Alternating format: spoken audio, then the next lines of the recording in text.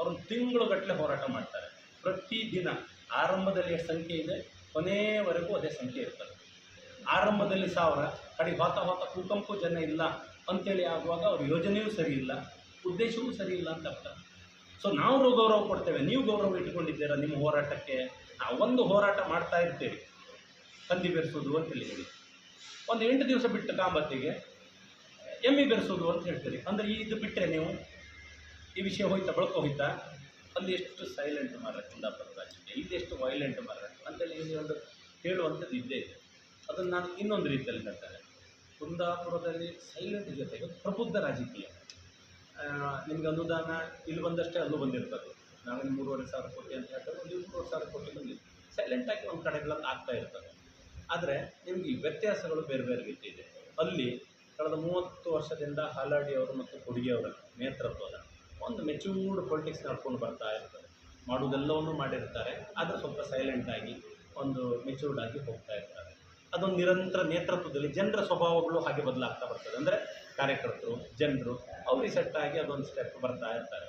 ಅವರು ಆ ರೀತಿ ಬೆಳೆಸ್ಕೊಂಡು ಬಂದ ರಾಜಕೀಯ ಇಲ್ಲಿ ಹಾಗಿಲ್ಲ. ಇಲ್ಲಿ ನಿಮಗೆ ಗೋಪಾಲ್ ಪೂಜಾರು ನಿರಂತರ ರಾಜಕೀಯ. ಈಗ ಕಾಂಗ್ರೆಸ್ ಅಂತ ಹೇಳಿದ್ರೆ ಎಲ್ಲೊಂದು ನಿರಂತರ ನೇತೃತ್ವ ಇದೆ. ನಿಮಗೆ ಅವತ್ತಿಂದ ಇವತ್ತಿನವರೆಗೆ ಕಳೆದ 30 ವರ್ಷದಲ್ಲಿ ಗೋಪಾಲ್ ಪೂಜಾರು ಮತ್ತು ರಾಜು ಪೂಜಾರರ ನೇತೃತ್ವದಲ್ಲಿ ಕಾಂಗ್ರೆಸ್ ಒಂದು ಹಂತದಲ್ಲಿ ಬೆಳ್ಕೊಂಡು ಬರ್ತಾ ಇರ್ತದೆ. ಅಲ್ಲಿ ಒಂದೇ ಸ್ವಭಾವದಲ್ಲಿ ಇರ್ತದೆ. ಆದರೆ ನಾವು ಲೀಡರ್ಶಿಪ್ ಫ್ಲಕ್ಚುಯೇಷನ್ ಬಿ ಜೆ ಪಿಯಲ್ಲಿ ನಿಮಗೆ ಒಂದು ಸರ್ತಿ MLA, ನೆಕ್ಸ್ಟ್ ಸರ್ತಿ ಮತ್ತೊಬ್ಬರು, ನೆಕ್ಸ್ಟ್ ಸರ್ತಿ ಮತ್ತೊಬ್ಬರು ಬದಲಾಗ್ತಾ ಇರ್ತಾರೆ. ಪರ್ಮನೆಂಟ್ ಯಾರು ಕೇಳಿದರೆ ಕಾರ್ಯಕರ್ತರು. ಕೊಲ್ಲೂರಿನಲ್ಲಿ ಯಾರು ನಾಯಕತ್ವದಲ್ಲಿದ್ದರು, ಅವನು ಕಳೆದ 30 ವರ್ಷದಿಂದ ಅವನೇ MLA 4 ಜನ. ನಿಮಗೆ ಸಿದ್ದಾಪುರಕ್ಕೆ ಹೋಗಿ ಅಲ್ಲಿನ ಕಾರ್ಯಕರ್ತರು ಕಳೆದ 20-30 ವರ್ಷದಿಂದ ಅವರೇ ಇದ್ದಾರೆ, ಲೀಡರ್ಸ್ ಬದಲಾದರು. ಸೊ ಈ ರೀತಿ ಬೈಂದೂರಿನಲ್ಲಿ ಬಿ ಜೆ ಪಿಯಲ್ಲಿ ಕಾರ್ಯಕರ್ತ ಮೊದಲಿಂದ ಪ್ರಾಮಿನೆಂಟ್ ಅವರು. ಸೊ ಅವರ ಪ್ರಬುದ್ಧತೆಯಿಂದಾಗಿ ಯಾರು MLA ಆದರೂ ಕೆಲಸ ಮಾಡಿಸ್ಕೊತಾರೆ. ಇದೊಂದು ವ್ಯತ್ಯಾಸ ಇದೆ. ಯಾರು MLA ಆದರೂ ಅವ್ರು ಕೆಲಸ ಮಾಡಿಸ್ಕೊತಾರೆ.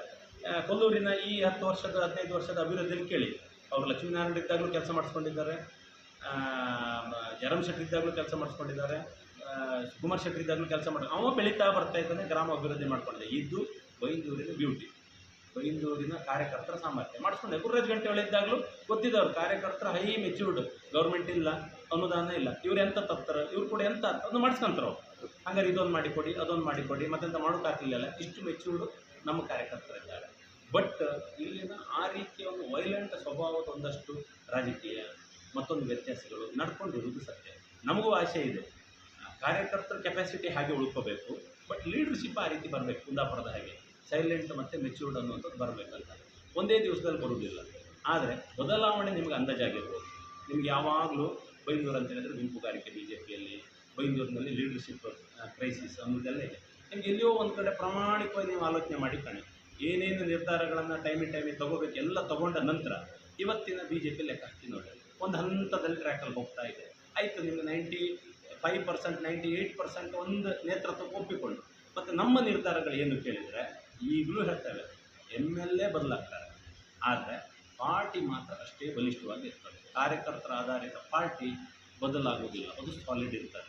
ಸೊ ಈ ಒಂದು ನಿರ್ಣಯವನ್ನು ಕೊಟ್ಟಾಗ ಇವತ್ತಲ್ಲ, ಮುಂದಿನ ಒಂದು 15-20 ವರ್ಷದವರೆಗೆ ಪಕ್ಷದ ಈ ಗ್ರಿಪ್ಪನ್ನು ಇನ್ನೂ ಕಮ್ಮಿ ಆಗಲಿಕ್ಕೆ ಬಿಡೋದಿಲ್ಲ. ನಾನು ಆಗ ಸಹಿತ ಹೇಳಿದೆ, ಪಕ್ಷ ಡೌನ್ ಆಗೋದಿಲ್ಲ, ಬೈಂದೂರಿನ ಅಭಿವೃದ್ಧಿ, ಬೈಂದೂರಿನ ಗುರಿ ಡೌನ್ ಆಗೋದಿಲ್ಲ. ಈ ನಿರ್ಣಯದಲ್ಲಿ ನೀವು ಹೋದಾಗ ಪಾರ್ಟಿ ಏನು ತೀರ್ಮಾನ ತಗೊಂಡ್ರು ನಾವು ಬದ್ಧರಿದ್ದಾಗ ನಿಧಾನಕ್ಕೆ ಆ ವೈಲೆಂಟ್ ರಾಜಕೀಯ ಕಮ್ಮಿ ಆಗ್ತಾ ಬರ್ತದೆ. ಒಂದಷ್ಟು ಜನ ಮಾಡ್ತಾರೆ, ಈಗಲೂ ಒಂದಷ್ಟು ನಡೀತೇವೆ ಕೇಳಿದ್ರೆ ನಡೀತದೆ, ಆದರೆ ಎಫೆಕ್ಟ್ ಎಷ್ಟು? ಪಾರ್ಟಿ ಸಾಲಿಡ್, ವೈಲೆಂಟ್ ಹೆಚ್ಚಾಗಿ ಕೇಳಿದರೆ ಪಾರ್ಟಿಯ ಸಾಲಿಡ್. ಮೊನ್ನೆ ಅಭ್ಯಾಸ ವರ್ಗಗಳಾಯಿತು, ನಿಮಗೊಂದು 300 ಜನ ಕಾರ್ಯಕರ್ತರು ಕಮಲಶಿಲೆ ಅಂತ ಕ್ಷೇತ್ರದಲ್ಲಿ ರಾತ್ರಿ ಉಳಿದು 24 ಗಂಟೆ ಅಭ್ಯಾಸ ವರ್ಗದಲ್ಲಿ ಇದ್ದಂಥ ಇತಿಹಾಸ ಬೈಂದೂರಿನ ಇತಿಹಾಸದಲ್ಲಿ ದೊಡ್ಡ ಸಬ್ಜೆಕ್ಟ್ ಅದು. 2016ರಲ್ಲಿ ಅದೇ ಅಭ್ಯಾಸ ವರ್ಗ ನಾನು ಜಿಲ್ಲಾ ಪ್ರಧಾನ ಕಾರ್ಯದರ್ಶಿ ಇದ್ದಾಗ ಮಾಡಿದ್ದು. ಈಗ 2026ರಲ್ಲಿ ಮಾಡಿದ್ದೇವೆ. ಪಾರ್ಟಿ ಕಾರ್ಯಕರ್ತರು ಅಷ್ಟೇ ಸಾಲಿಡ್ ಇದ್ದಾರೆ. ಪ್ರತಿಭಟನೆ ಮಾಡಬೇಕಂತ ಹೊರಟೇವೆ ಬಿ ಜೆ ಪಿ. ಅಷ್ಟು ಪಂಚಾಯತ್ನಲ್ಲಿ ಏಕಕಾಲದಲ್ಲಿ ಆಗ್ತದೆ. ಬಿ ಜೆ ಪಿ ಬಿಟ್ಟು ಇನ್ನೊಂದು ಪಾರ್ಟಿಗೆ ಇದು ಸಾಧ್ಯವೇ ಇಲ್ಲ. Open challenge. At a time ಇಡೀ ಕ್ಷೇತ್ರದ ಎಲ್ಲ ಪಂಚಾಯತ್ನಲ್ಲಿ ಪ್ರತಿಭಟನೆ ಎಟ್ ಎ ಟೈಮ್ ಮಾಡುವ ಸಾಮರ್ಥ್ಯ ಬಿ ಜೆ ಪಿ ಬಿಟ್ಟು ಇನ್ನೊಂದು ಪಾರ್ಟಿ ಸಾಧ್ಯ ಇಲ್ಲ. ಸೊ ಅರ್ಥ, ಪಕ್ಷ ದಿನದಿಂದ ದಿನಕ್ಕೆ ಬಲಿಷ್ಠ ಆಗ್ತದೆ. ನಿಮಗೆ ಪಕ್ಷದ ನೇತೃತ್ವ ವೀಕ್ ಇದ್ದಾಗ ಡಿಸ್ಟರ್ಬೆನ್ಸ್ ದೊಡ್ಡದಾಗಿ ಕಾಣ್ತದೆ. ನೇತೃತ್ವ ಸಾಲಿಡ್ ಆಗಿದ್ದಾಗ, ಸಂಘಟನೆ ಗಟ್ಟಿ ಇದ್ದಾಗ ನಿಮಗೆ ಡಿಸ್ಟರ್ಬೆನ್ಸ್ ಒಂದು ಸೈಡಲ್ಲಿ ಇರ್ತದೆ. ಇರಲೇಬಾರ್ದು ಅಂತೇಳಿ ಯಾಕೆ ನಾವು ನಿರೀಕ್ಷೆ ಮಾಡಬೇಕು? ಅಪಸ್ವರಗಳೇ ಇರಬಾರ್ದು, ಆಕ್ಷೇಪಗಳೇ ಇರಬಾರ್ದು. ಇರಬೇಕದು. ಅದು ಇರುವುದರಿಂದ ಪಾರ್ಟಿ ಆ್ಯಕ್ಟಿವ್ ಇರ್ತದೆ. ಸಮಾಜ ಆ್ಯಕ್ಟಿವ್ ಇರ್ತದೆ. ಸೊ ಇದು ಬೈಂದೂರಿನ ರಾಜಕಾರಣದ ನಿಧಾನ ಬದಲಾವಣೆಯನ್ನು ನೀವು ಗಮನಿಸ್ಬೋದು. ಕಳೆದ 3 ವರ್ಷದಲ್ಲಿ ಒಂದು ಬೈಂದೂರು ವಿಜನಿಗೆ ಬಂದುಬಿಟ್ಟಿದೆ.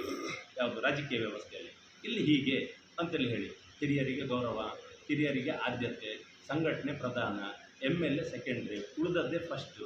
ಈ ಹಂತಕ್ಕೆ BJಪಿಯನ್ನು ತಂದು ನಿಲ್ಲಿಸಿ ಆಗಿದೆ. ಸೊ ಸಂಘಟನೆ ನಿಧಾನಕ್ಕೆ ನೇತೃತ್ವ ತಗೋತದೆ. ಒಳ್ಳೆ ಜಿಲ್ಲಾ ಕಮಿಟಿ ಇದೆ, ಚೆನ್ನಾಗಿ ತಗೊಂಡು ಹೋಗ್ತಾ ಇದ್ದಾರೆ. ಸೊ ಎಲ್ಲವನ್ನು ಹಂತಕ್ಕೆ ತಂದಾಯಿತು. ಸೊ ನಿಧಾನಕ್ಕೆ ಕುಂದಾಪುರ ಮತ್ತು ಬೈಂದೂರು ಅನ್ನುವಂಥದ್ದು ಕುಂದಾಪುರದ ಬೆನ್ನಿಗೆ, ಯಾಕಂದರೆ ನಮಗೆ ಗೈಡೆನ್ಸ್ ಈಗಲೂ ಅಲ್ಲಾಡಿಯವರು ಮತ್ತು ಕೊಡಿಗೆಯವರು ನಮ್ಮ ನೇತೃತ್ವದಲ್ಲಿದ್ದಾರೆ. ಇಲ್ಲಿ ಯಾವುದೇ ಹೆಚ್ಚು ಕಡಿಮೆ ಆದಾಗಲೂ ಕೊಡಿಗೆಯವರು ಎದುರುಗಡೆ ಕೂತು ಸರಿ ಮಾಡಿಕೊಳ್ಳುವಷ್ಟು ನಾವು ಸಹಿತ ಅವ್ರ ದಾರಿಯಲ್ಲೇ ಹೋಗ್ತಾ ಇದ್ದೇವೆ. ಅವರು ಹೇಳಿದಾಗೆ ಹೋಗ್ತಾ ಇದ್ದಾರೆ. ಅಗತ್ಯವಿದ್ದರೆ MP ಅವರು ಬರ್ತಾರೆ, ಜಿಲ್ಲೆಯವರು ಇರ್ತಾರೆ, ರಾಜ್ಯದವರು ಇರ್ತಾರೆ. ಏಕಸ್ವರ ಅನ್ನುವಂಥದ್ದು ಬೈಂದೂರು BJಪಿ ಸಿದ್ಧ ಮಾಡ್ತಾ ಇದೆ. ಅಪಸ್ವರಗಳು ಒಂದೋ ಹೊರಗೋಗಿದೆ, ಇಲ್ಲ ಒಳಗಡೆ ಸೈಲೆಂಟ್ ಆಗಿದೆ, ಮಾತುಕತೆ ಆಗಿದೆ. ಅಂಥದ್ದು ಏನಾದರೂ ಒಂದು ಮಾಡ್ಕೊಂಡು ಸರಿ ಮಾಡ್ಕೊಂಡಾಗ ಇದು ರಾಜಕೀಯ ಪಕ್ಷದ ಒಳಗಡೆದು. ಎರಡನೇದು ಹೋರಾಟಗಳು ಒಂದಷ್ಟು ಆಗ್ತಾ ಇದೆ. ಇಲ್ಲಿಂದ ಒಂದೇ ಟೈಪ್ ನೀವು ಚುನಾವಣೆಯನ್ನು ಗಮನಿಸಿರ್ಬೋದು. ವಿರೋಧಿಗಳಿಗೆ ಫಸ್ಟ್ ಗೌರವ ಕೊಡ್ತೇವೆ, ಅವರ ವಿಷಯಗಳನ್ನು ಗೌರವದಿಂದ ನೋಡ್ತೇವೆ. ಅವ್ರೇನೋ ಒಂದು ಅಬ್ಜೆಕ್ಷನ್ ಆಗ್ತಾರೆ, ತಿದ್ಕೋತೇವೆ ನಾವು. ನೀವು ಒಂದು ಸರ್ತಿ ನಾನು ಮೀಟಿಪಲ್ ಪೂಜಾರರ ಬಗ್ಗೆ ಒಂದೇ ಒಂದು ಶಬ್ದ ಚುನಾವಣೆಯಲ್ಲಿ ಮಾತಾಡಲಿಲ್ಲ, ಇವತ್ತಿನವರೆಗೂ ಮಾತಾಡಲಿಲ್ಲ. ಅದು ಹೇಗೆ ಕೇಳಿದರೆ, ಅವರೊಂದು ಸೀನಿಯರ್, ಕಳೆದ 30 ವರ್ಷದಿಂದ ರಾಜಕಾರಣದಲ್ಲಿ ಇರುವವರು, ಒಂದು ಸಮಾಜದ ಮುಖಂಡರು. ನಿಮಗೆ ಅವರ ಹಿರಿತನದು ನಮ್ಮ ಕ್ಷೇತ್ರಕ್ಕೆ ಬೇಕು. ನಾನು ಅವ್ರ ಮನೆಗೆ ಹೋಗಿ ಇನ್ವಿಟೇಷನ್ ಕೊಟ್ಟೆ, ಉಳಿದವ್ರು ಗೌಜ್ ಹೊಡೆದಿರ್ಬೋದು, ನಾವು ಇನ್ವಿಟೇಷನ್ ಕೊಟ್ಟಾಯ್ತು, ಅಲ್ಲಿಗಷ್ಟೇ ಒಂದು ಆಮಂತ್ರಣವನ್ನು ಕೊಟ್ಟು ಬಂದಿದ್ದೇವೆ. ಸುಕುಮಾರ್ ಶೆಟ್ಟರು ಚುನಾವಣೆಯಿಂದಲೂ ಇವತ್ತಿನವರೆಗೂ ನಾವು ಗೌರವ ಕೊಟ್ಟಿದ್ದೇವೆ. ಆಮೇಲೆ ಇನ್ನು ಯಾರು ಲೀಡ್ರ್ ಹೆಸರು ಹೇಳಿ, ಯಾರ ಬಗ್ಗಾರು ನಮ್ಮದು ವೈಯಕ್ತಿಕ ಖಂಡನೆ ಇದೆ ಕೇಳಿ, ಖಂಡನೆ ಇಲ್ಲ. ಬಟ್ ನಿಮ್ಮ ವಿಷಯ ಒಳ್ಳೇದಿರಬೇಕಂತ ನಿರೀಕ್ಷೆ ಮಾಡ್ತಾರೆ. ನೀವು ಹೇಳ್ತಾ ಇರುವ ಆಕ್ಷೇಪಗಳು ನಾವು ಒಪ್ಪುವಾಗಿರಬೇಕು ಅಂತ. ನಿಮಗೆ ಉದ್ದೇಶ ತೇಜೋವಧೆ ಒಂದೇ ಉದ್ದೇಶ ಆಗಿಬಿಟ್ರೆ ನಿಮಗೆ ಅಲ್ಲಿಗೆ ಜನ ಅದನ್ನ ಸೈಡಿಗೆ ಮಾಡ್ತಾ ಇರ್ತಾರೆ. ನಿಮ್ಮ ಜೊತೆ 1000 ಜನ ಇರ್ತಾರೆ, ನೀವು ಒಳ್ಳೇದು ಬೈತಾ ಇದ್ದಾರೆ, ಒಳ್ಳೆ ವಿಷಯಕ್ಕೆ ಹೋರಾಟ ಮಾಡಿದರೆ, ಹೋರಾಟ ಆರಂಭ ಆಗುವಾಗ 1000 ಜನ ಇರ್ತಾರೆ, ಯಾಕಂದರೆ ವಿಷಯ ಒಳ್ಳೇದು ಉಂಟಂತ. ನಿಧಾನ ಹೋಗ್ತಾ ಹೋಗ್ತಾ ಹೋಗ್ತಾ ಏನಾಗ್ತದೆ, ಹೋರಾಟ ವೀಕ್ ಆಗಿದೆ, ಹೋರಾಟಗಾರ ಒಬ್ಬನೇ ಇರ್ತಾನೆ, ಇಬ್ಬರೇ ಇರ್ತಾನೆ. ಅದರ ಅರ್ಥ ಏನು, ನೀವು ಜನರಿಂದ ದೂರ ಆಗಿದ್ದೀರಿ, ನಿಮ್ಮ ವಿಷಯ ಸರಿ ಇಲ್ಲ, ನಿಮ್ಮ ಹೃದಯ ಶುದ್ಧ ಇಲ್ಲ, ನಿಮ್ಮ ಉದ್ದೇಶ ಸಂಕಲ್ಪ ಅನ್ನೋದು ಸರಿ ಇಲ್ಲ ಅನ್ನೋದರ ಅರ್ಥ ಅನ್ನುವುದು. ಸೊ ನಾನು ಹೇಳುವುದು, ನೀವು ಹೋರಾಟಗಾರರು ಶುದ್ಧ ಮನಸ್ಸಿನಿಂದ, ಶುದ್ಧ ಸಂಕಲ್ಪದಿಂದ ಹೊರಟ್ರೆ ನಿಮ್ಮ ಕೆಲಸ ಸಾಧ್ಯ ಆಗ್ತದೆ. ಆಗ ನಾವು ಗೌರವ ಕೊಡ್ತೇವೆ, ನಾವು ಸಹಿತ ಗೌರವ ಕೊಡ್ತೇವೆ. ಯಾಕಂದರೆ ಒಂದು ಗೌರವದಿಂದ ಅಲ್ಲಿ ನೋಡಿ ಅಲ್ಲೊಂದು ಹೋರಾಟ ಮಾಡ್ತಾ ಇದ್ದಾನೆ. ಪ್ರತಾಪ್ ಚಂದ್ರ ಶೆಟ್ಟರ್ ಹೋರಾಟ ಹೇಗಿರ್ತದೆ ಹೇಳಿ, ಕಾಂಗ್ರೆಸ್ ಅವರು. ಆದರೆ ಅವರು ಹೋರಾಟಕ್ಕೆ ನಾನು ಕೇಳ್ತೇನೆ, ಫೋನ್ ಮಾಡ್ತೇನೆ, ಸರ್ ನಿಮ್ಮ ಜೊತೆ ಜೋಡ್ಕೋಬೋದಾ? ಸಮಾಜದಲ್ಲಿ ಒಂದು ಗೌರವ ಇದೆ. ಅವ್ರೊಂದು ತಿಂಗಳುಗಟ್ಟಲೆ ಹೋರಾಟ ಮಾಡ್ತಾರೆ. ಪ್ರತಿದಿನ ಆರಂಭದಲ್ಲಿ ಎಷ್ಟು ಸಂಖ್ಯೆ ಇದೆ, ಕೊನೆಯವರೆಗೂ ಅದೇ ಸಂಖ್ಯೆ ಇರ್ತದೆ. ಆರಂಭದಲ್ಲಿ 1000, ಕಡೆ ಹೋತ ಕೂಕಂಪು ಜನ ಇಲ್ಲ ಅಂತೇಳಿ ಆಗುವಾಗ ಅವ್ರ ಯೋಜನೆಯೂ ಸರಿ ಇಲ್ಲ, ಉದ್ದೇಶವೂ ಸರಿ ಇಲ್ಲ ಅಂತ ಅರ್ಥ. ಸೊ ನಾವು ಗೌರವ ಕೊಡ್ತೇವೆ, ನೀವು ಗೌರವ ಇಟ್ಕೊಂಡಿದ್ದೀರಾ ನಿಮ್ಮ ಹೋರಾಟಕ್ಕೆ. ನಾವೊಂದು ಹೋರಾಟ ಮಾಡ್ತಾ ಇರ್ತೀವಿ, ಕಂದಿ ಬೆರೆಸೋದು ಅಂತೇಳಿ ಹೇಳಿ, ಒಂದು 8 ದಿವಸ ಬಿಟ್ಟು ಕಾಂಬತ್ತಿಗೆ ಎಮ್ಮಿ ಬೆರೆಸೋದು ಅಂತ ಹೇಳ್ತೀರಿ. ಅಂದರೆ ಇದು ಬಿಟ್ಟರೆ ನೀವು ಈ ವಿಷಯ ಹೋಯ್ತಾ, ಬಳಕೆ ಹೋಯ್ತಾ. ಒಂದು ವಿಷಯಕ್ಕೆ ಹೊರಟ ಮೇಲೆ ಜೀವ ಕೊಟ್ಟಾದರೂ ಆ ಹೋರಾಟವನ್ನು ಬಿಡಬಾರ್ದು. ಒಂದು ಹೋರಾಟ ಹಿಡ್ಕೊಂಡ ಮೇಲೆ ಅದನ್ನು ತುದಿ ಮುಟ್ಟಿಸ್ಬೇಕು. ಮತ್ತು ಹೋರಾಟಕ್ಕೆ ಹೊರಟವರಿಗೆ ಕಂದಿ ಬೆರೆಸುವುದು ಅಂತ ಹೋರಾಟಕ್ಕೆ ಹೋದಾಗ ಕಳ್ಳ, ಸುಳ್ಳ, ಕುಳ್ಳ, ಮೋಟ ಎಲ್ಲರೂ ಬರಬೇಕು.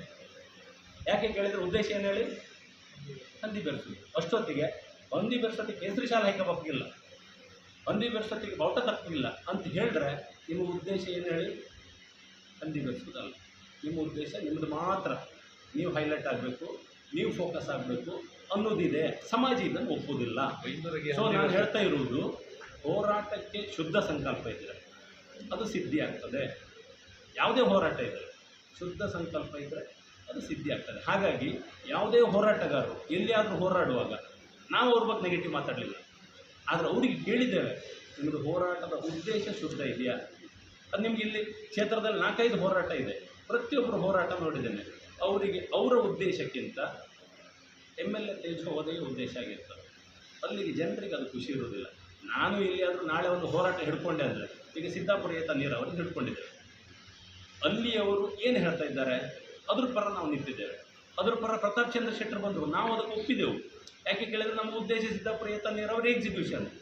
ಈಗ ಸಿದ್ದಾಪುರ ಏತ ನೀರಾವರಿ ಆಗಿ ಮುಂದೆ ಕಂಡ್ಲೂರಿನಲ್ಲಿ ಮತ್ತೊಂದು ಯೋಜನೆ ಆಗಬೇಕು, ನಮ್ಮ ಯೋಜನೆ ಅದು. ನೀವು ಇದನ್ನು ನಿಲ್ಲಿಸ್ತೀರಿ ಅಂತ ಹೇಳಿದರೆ ನಾಳೆ ಇದನ್ನು ಮಾಡೋದು ಸತ್ಯವ ನೀವು? ಸೊ ಈ ರೀತಿ ಪ್ರಶ್ನೆ ಕೇಳ್ತಾ ಹೋಗ್ತೇವೆ. ಹಾಗಾಗಿ ಹೋರಾಟಗಳ ಉದ್ದೇಶ ಸಫಲ ಆಗುವವರೆಗೆ ಜೀವ ಕೊಟ್ಟಾದರೂ ಇರಬೇಕು, ಮತ್ತು ಉದ್ದೇಶ ಶುದ್ಧ ಮತ್ತು ಸಾತ್ವಿಕ ಆಗಿರುತ್ತೆ. ಜನ ಇದನ್ನು ಹೋಗ್ತಾರೆ. ಹಾಗಾಗಿ ಯಾರೇ ಹೋರಾಟಗಾರರಿದ್ರು ನಾವು ಅವ್ರನ್ನ ಗೌರವ ಕೊಡ್ತೇವೆ. ಹೋರಾಟಗಾರರ ಬಗ್ಗೆ ರೆಸ್ಪೆಕ್ಟ್ ಇದೆ. ಯಾಕಂತೇಳಿ ಹೇಳಿದ್ರೆ ನಾವು ಸಾಮಾಜಿಕ ವಿಷಯಕ್ಕೆ ಹೋರಾಡೋದು. ಸೊ ಅವನು ಹೋರಾಡೋದ್ರಿಂದಾಗಿ ಅಲ್ಲೆಲ್ಲ ವಿಷಯಗಳು ಏನು ಹೇಳ್ತಾರೆ ಜಂಪ್ ಆಗಲಿಕ್ಕೆ ಸ್ಟಾರ್ಟ್ ಆಗ್ತದೆ, ಮಾತಾಡ್ಲಿಕ್ಕೆ ಶುರು ಮಾಡ್ತಾರೆ. ಅದ್ರ ಪರಿಣಾಮ ರಿಸಲ್ಟ್ ಬರ್ತದೆ, ಒಳ್ಳೆಯದಾಗ್ತದೆ. ಅಂಥವ್ರಿಗೆ ನಾವು ಖಂಡಿತ ಗೌರವ ಕೊಡ್ತೇವೆ. ಅದು ನನ್ನ ಜೊತೆಗಿರುವವನು, ನನ್ನ ವಿರುದ್ಧ ಇರುವವನು, ನನ್ನ ಅಪೋಸಿಷನ್ ಪಾರ್ಟಿ, ಮತ್ತೊಂದು ಏನಾದರೂ ನಾವು ಮಾಡ್ತೇವೆ. ಹಾಗಾಗಿ ಯಾವುದೇ ಹೋರಾಟಕ್ಕೆ ನಮ್ಮ ಗೌರವ ಇದೆ.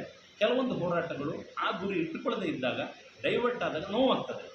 ನಾವೇ ಹೇಳ್ತೇವೆ ಎಷ್ಟು ಒಳ್ಳೆ ಹೋರಾಟಗಾರ, ಹಿಂದೆಲ್ಲ ಎಂಥ ಹೆಸರಿತ್ತು, ಅವ್ರು ಹಿಡಿದ ಕೆಲಸ ಆಗ್ತಾ ಇತ್ತು. ಅವ್ರು ನಮ್ಮ ಪಾರ್ಟಿಯಲ್ಲಿರಲಿ ಬೇರೆ ಪಾರ್ಟಿಯಲ್ಲಿರಲಿ ಅವ್ರು ಹೊರಟಂದ್ರೆ ಕೆಲಸ ಆಗ್ತಿತ್ತು. ಈಗ ಜನರು ವಿಶ್ವಾಸ ಕಳ್ಕೊಂಡ್ರು.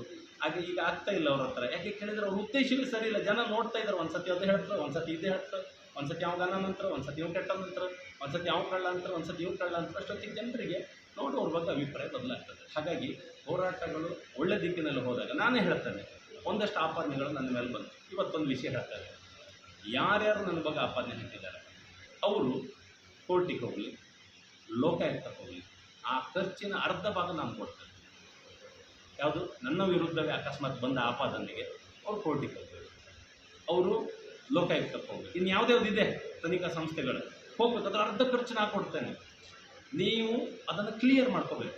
ನೀವು ಅದನ್ನು ಮಾಡ್ತಾ ಇಲ್ಲ. ಯಾಕೆ ಕೇಳಿದ್ರೆ ನೀವು ಒಟ್ಟು ತೇಜೋವಧೆಗೆ ಒಂದು ಬೈಯುಗೆ ಯಾವುದಾರೋ ಒಂದು ವಿಷಯ ಹೇಳ್ಕೊಂಡ್ರು, ಅಲ್ಲೊಂದು ನಾಯಿ ಸತ್ತೋಯ್ತು, ನರಿ ಸತ್ತೋಯ್ತು ಅಂದರು, MLA ಎಲ್ಲಿದ್ರು ಅಂತೇಳಿ ಹೇಳ್ಕೊಂಡು ನಿಮಗೂ ಉದ್ದೇಶ ಇಪ್ಪತ್ತಿಗೆ ಗೌರವ ಹಾಳಾಗ್ತದೆ, ಹೋರಾಟದ ಗೌರವ ಹಾಳಾಗ್ತದೆ. ಸೊ ಅದು ಹೌದೇ ನಾನು ಅಂತೇಳಿ ಆಗ್ತಿದ್ರು, ಎಲ್ಲರೂ ತನಿಖೆ ಮಾಡಿಸಿ ಖರ್ಚಾರ್ಥ ನಾನು ಕೊಡ್ತೇನೆ, ಶುದ್ಧವಾಗಿರುವ. ಬಟ್ ನಿಮ್ಮ ಉದ್ದೇಶದಿಂದ ಬೈಂದೂರಿನ ಗೌರವ ಹಾಳಾಗಬಾರ್ದು. ಬೈಂದೂರಿನ ರೆಸ್ಪೆಕ್ಟ್ ಅಂತಿದೆ, ಬೈಂದೂರಿನ ಒಂದು ಟ್ರೆಂಡ್ ಅಂತಿದೆ, ಅದನ್ನು ಹಾಳಾಗಬಾರ್ದು. ಹಾಳಾಗೋದಿಲ್ಲ, ಏನೂ ವ್ಯತ್ಯಾಸ ಆಗೋದಿಲ್ಲ. ಹೋರಾಟವನ್ನು ಅದಕ್ಕೋಸ್ಕರ ನಾವು ಎಲ್ಲೂ ತಡಿಲಿಕ್ಕೆ ಹೋಗೋದಿಲ್ಲ. ಸಾಧ್ಯ ಆದರೆ ನಾವು ಹೋಗ್ತೇವೆ. ಅದು ಯಾರು ಬೇಕಿದ್ರೆ ಕಮ್ಯುನಿಸ್ಟ್ನವ್ರು ಇಲ್ಲಿ ಪ್ರತಿಭಟನೆ ಮಾಡ್ತಾರೆ, ಅವ್ರ ಕಾರ್ಮಿಕರ ಪರ. ನಾನು ಅಗತ್ಯ ಅವ್ರಿಗೆ ಹೇಳ್ತೇನೆ, ನೀವು ಹೇಳುವ ದಿವಸ ಒಂದು ದಿವಸ ಮೊದಲು ಹೇಳಿ, ನಾ ಬರ್ತೇನೆ. ಅಂಬೇಡ್ಕರ್ ವಾದ ಯಾರು ನಮ್ಮ ದಲಿತ ಸಂಘಟನೆ ಹೋರಾಟ ನಾನು ಹೋಗ್ತೇನೆ.